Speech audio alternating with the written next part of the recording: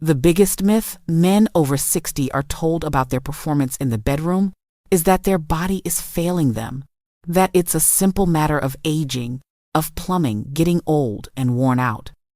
But what if I told you that for the vast majority of men I see, their body is working perfectly? In fact, it's following its instructions with flawless precision. The problem isn't the body. The problem is that the brain is giving it the exact wrong instructions at the worst possible moment. That feeling of going from ready and confident to suddenly nothing isn't a sign of physical failure. It's a sign that your brain has hit the emergency brake, diverting all power and resources away from intimacy because it has mistaken your partner for a saber-toothed tiger. This isn't an exaggeration. It's neurology. My name is Dr. Emily Carter. For over 25 years as a board-certified urologist and specialist in vascular health, I've helped thousands of men navigate this exact frustration.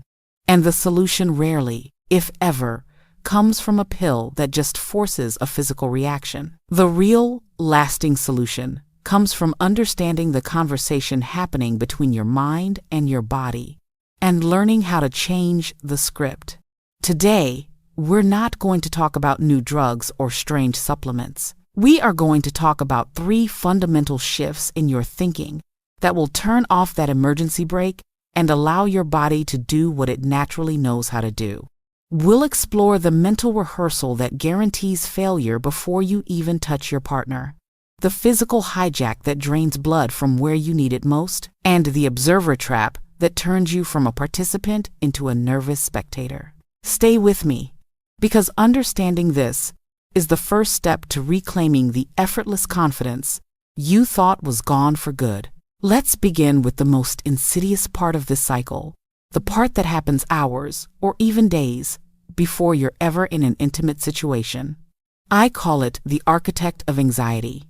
You see, the human brain has a unique and powerful feature, the ability to imagine the future. It's what allows us to plan, to build, to create. But this same tool can build a prison of our own design.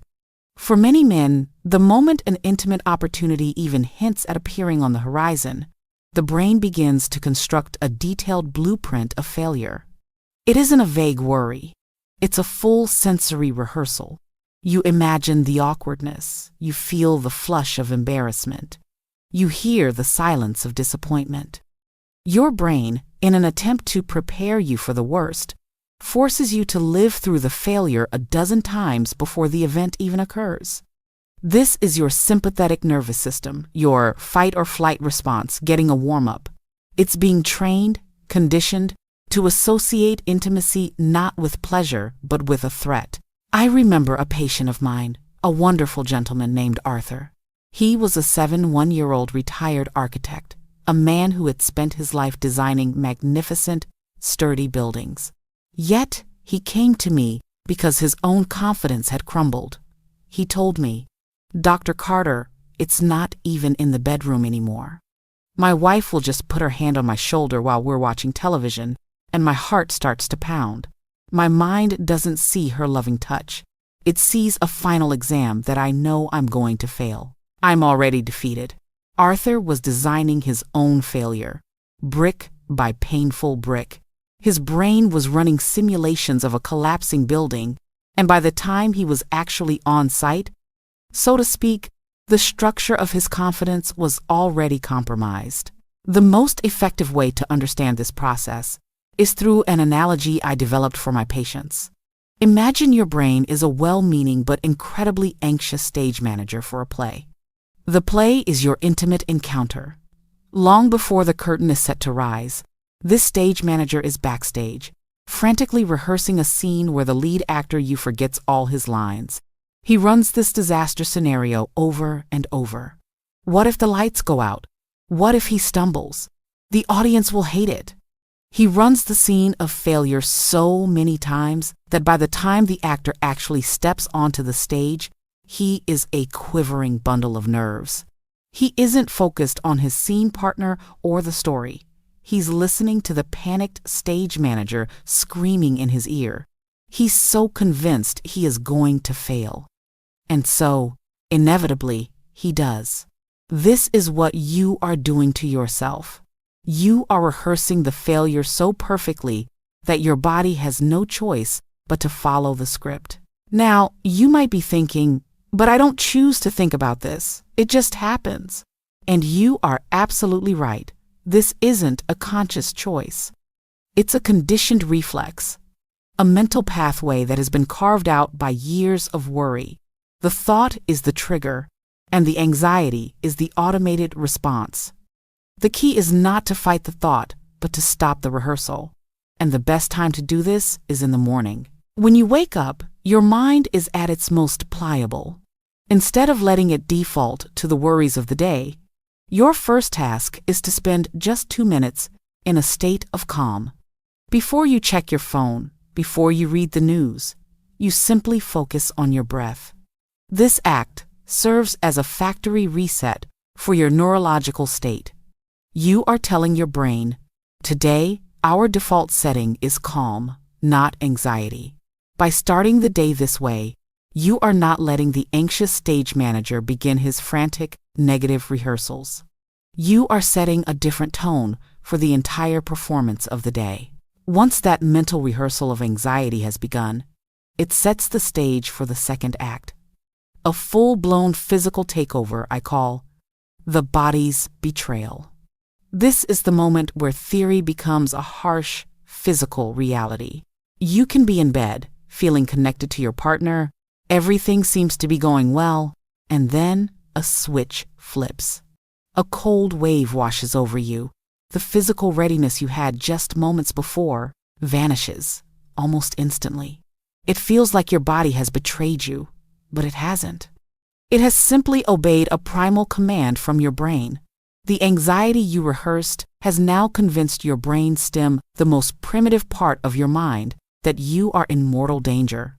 And when it perceives danger, it initiates the fight or flight response. This response has one job: survival. And in a survival scenario, an erection is not only useless, it's a liability. The mechanism is brutally efficient. Your adrenal glands flood your system with cortisol and adrenaline. These hormones scream one command to your vascular system: vasoconstriction. It means tighten the blood vessels.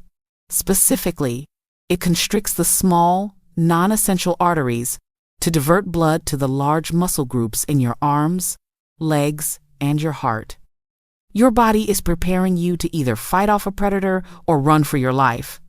The dense network of blood vessels in the penis is considered highly non-essential in this scenario. Blood flow isn't just reduced, it's actively rerouted away. An erection is a hydraulic event. It requires a massive, relaxed rush of blood, something that happens only in a rest and digest state, which is governed by the parasympathetic nervous system.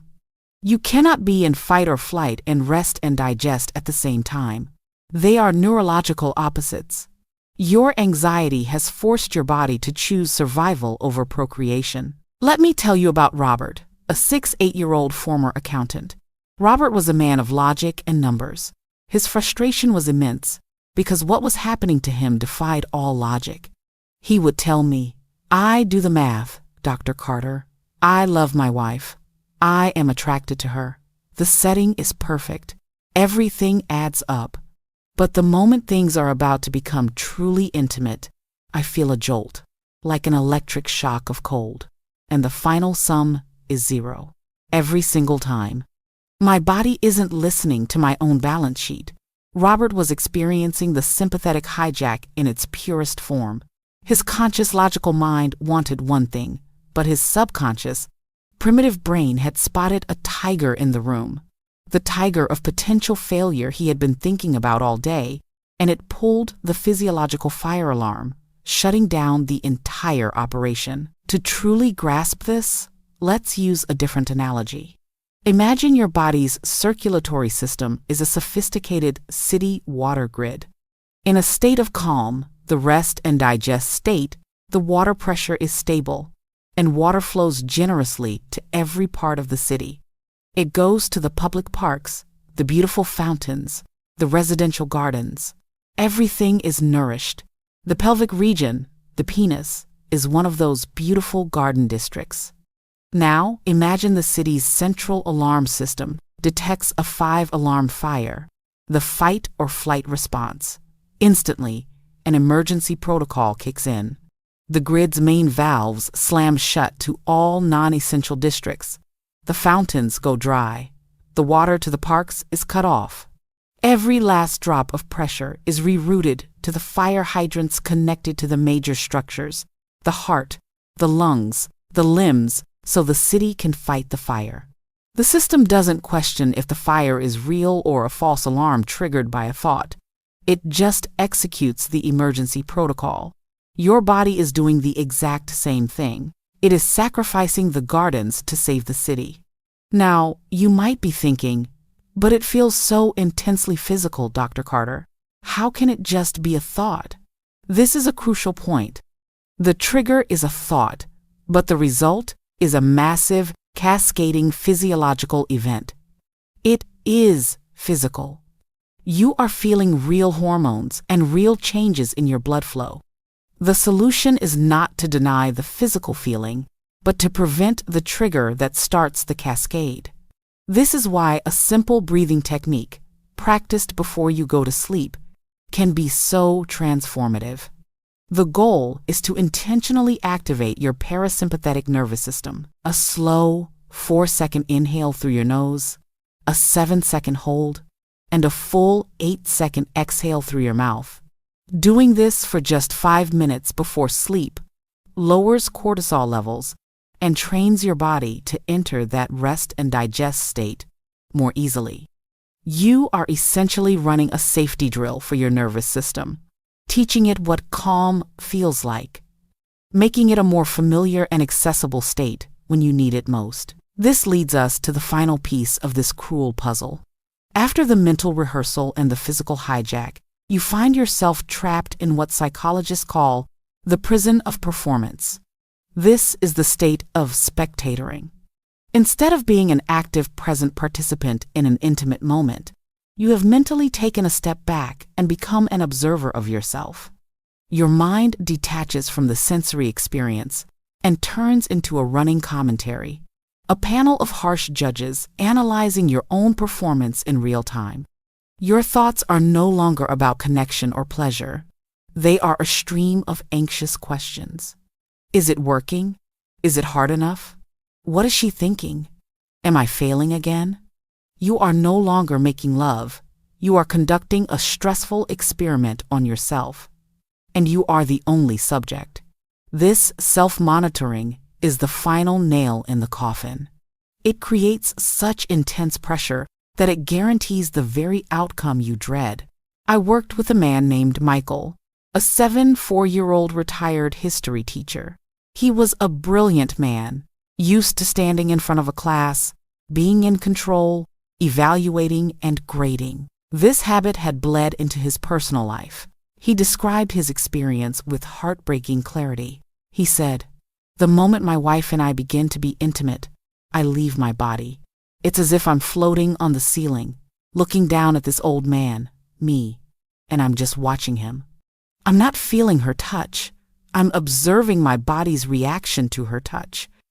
And I'm grading myself, and of course, I'm always giving myself an F."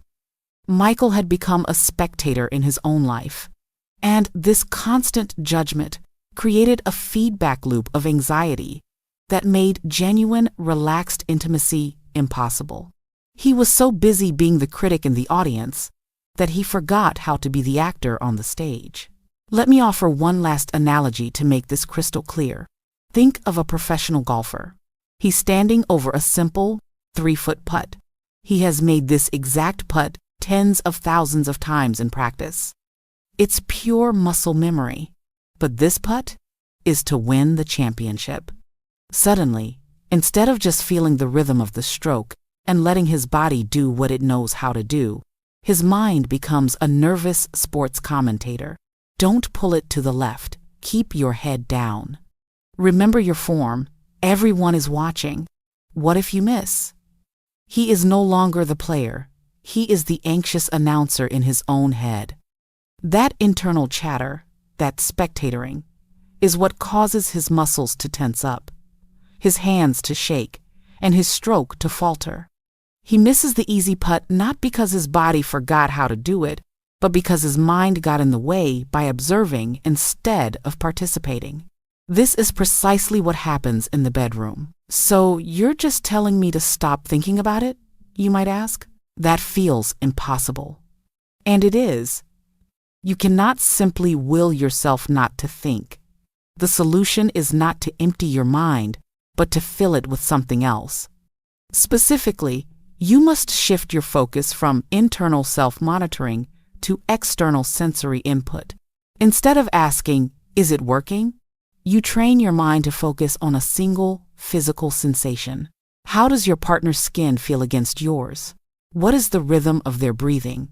What is the feeling of your hand on their back? You anchor your mind to a real, present moment sensation. This act of redirection is a skill. The practice is not to never have an anxious thought, but to get better and faster at returning your focus to the physical present the moment you notice your mind has started to spectate. So now you see the three-headed beast.